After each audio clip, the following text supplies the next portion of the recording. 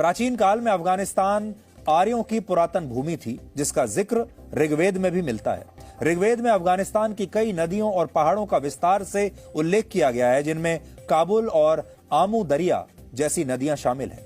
इसके अलावा 700 ईसा पूर्व में इसके उत्तरी क्षेत्र में गांधार महाजनपद हुआ करता था, जिसके बारे में महाभारत और अन्य ग्रंथों में वर्णन मिलता है। कौरवों की माता गांधारी और उनके भाई शकुनी, जिन्हें आप शकुनी मामा लोग कहकर बुलाते थे, ये दोनों गांधार के थे। लेकिन बाद में यही गांधार कांधार बन गया।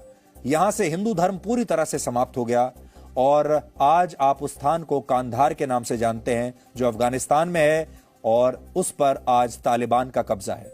एक तथ्य यह भी है कि 300 ईसा पूर्व भारत में मौर्य राजवंश की स्थापना हुई थी, जिसकी राजधानी पाटलिपुत्र थी, जिसे आज पटना कहते हैं।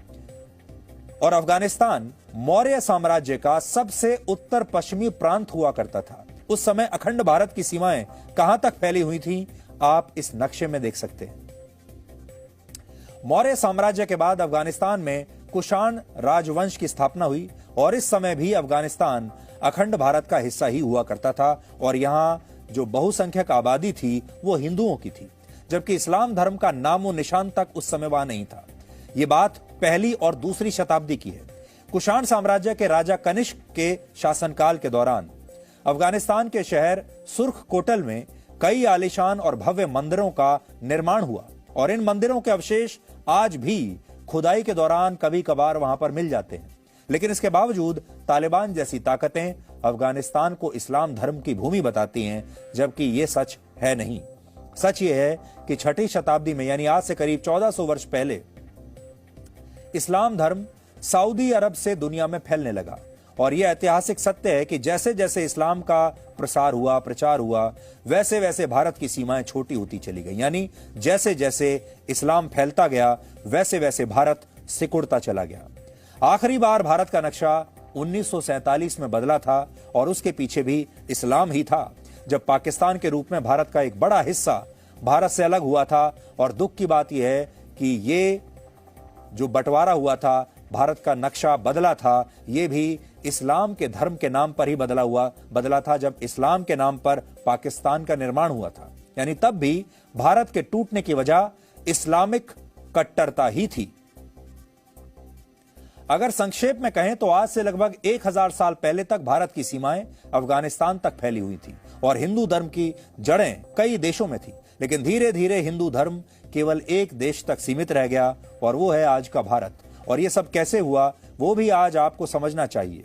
एक जमाने में अफगानिस्तान का गांधार कौरवों की माता गांधारी का गृह राज्य था और उनके पुत्र दुर्योधन का ये ननिहाल था और यहाँ हिंदू धर्म के लोग बहुसंख्यक थे। लेकिन अब यहाँ मुस्लिम समुदाय के लोग बहुसंख्यक हैं। इसी तरह राजा दशरथ की पत्नी केकई देश की राजकुमारी थी, लेकिन अब ये केकई भी पेशावर बन चुका है। आज आप इसे पेशावर के नाम से जानते हैं, जो पाकिस्तान में है। और यहां भी अब मुस्लिम बहुसंख्यक हैं और हिंदू अल्पसंख्यक बनकर रह गए हैं, जबकि पहले ऐसा नहीं था। यह केकई का देश हुआ करता था। इसके अलावा एक और देश था कुंभा, जहां के राजा थे कुंभकर्ण और यहां भी अच्छी खासी हिंदू आबादी थी। लेकिन अब यह कुंभा काबुल बन चुका है और इस समय तालिबान की सरकार इसी काबुल से चलती है और इस्लाम के नाम पर चलती है खुलेआम। पाकिस्तान में स्थित तक्षशिला भी पहले हिंदू धर्म का बहुत बड़ा केंद्र था। रामायण में उल्लेख मिलता है कि इसे राजा भरत द्वारा राजकुमार तक्ष के नाम पर स्थापित करवाया गया था, जो यहाँ के शासक नियुक्त हुए थे और चाणक्य इसी तक्षशिला में ज्ञान का प्रचार प्रसार करते थे। लेकिन अब यह तक्षशिला भी रावलपिंडी बन चुका है, जो पाकिस्तान में है। यानी जो हिंदू धर्म आज से कई हजार साल पहले एक बड़े क्षेत्र में फैला हुआ था, वो सिकुड़कर आज एक देश भारत तक रह गया है। और दुर्भाग्यपूर्ण यह है कि भारत में भी अब कई राज्य ऐसे हैं जहां हिंदू धर्म के लोग अल्पसंख्यक बन चुके हैं। अमेरिका के मशहूर थिंक टैंक प्यू रिसर्च सेंटर के मुताबिक भारत में 7 से ज्यादा ऐसे राज्य और केंद्र शासित प्रदेश हैं जहां हिंदुओं की आबादी अब बहुत कम हो चुकी है। जैसे लद्दाख में सिर्फ 8% हिंदू बचे हैं, लक्षद्वीप में 3% हिंदू बचे हैं, वहां मुस्लिम आबादी 97% हो चुकी है। मिजोरम में 3% हिंदू धर्म के लोग रह गए हैं और एक समय में नागालैंड 5 पांडवों में दूसरे नंबर के भाई भीम की ससुराल हुआ करता था, लेकिन अब यहां भी सिर्फ 9% हिंदू बचे हैं, जबकि मेघालय में 12% और जम्मू कश्मीर में भी सिर्फ 28% हिंदू आबादी अब रह गई है।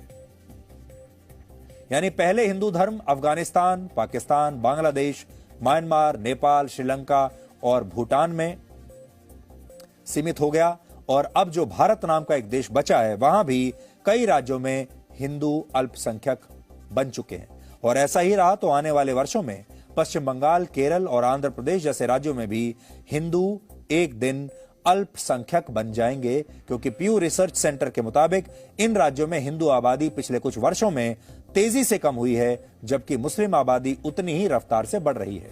आप इसे भी इस नक्शे के जरिए समझ सकते हैं जो अभी हमने आपको आपकी स्क्रीन पर दिखाया है।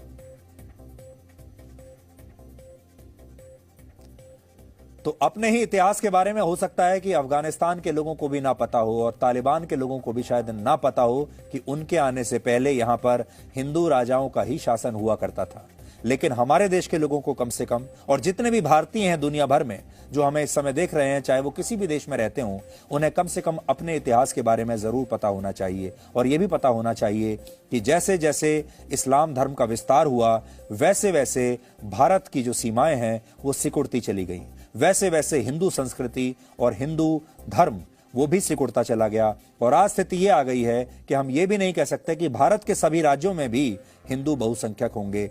बहुत सारे राज्यों में अब हिंदू अल्पसंख्यक हो चुके हैं।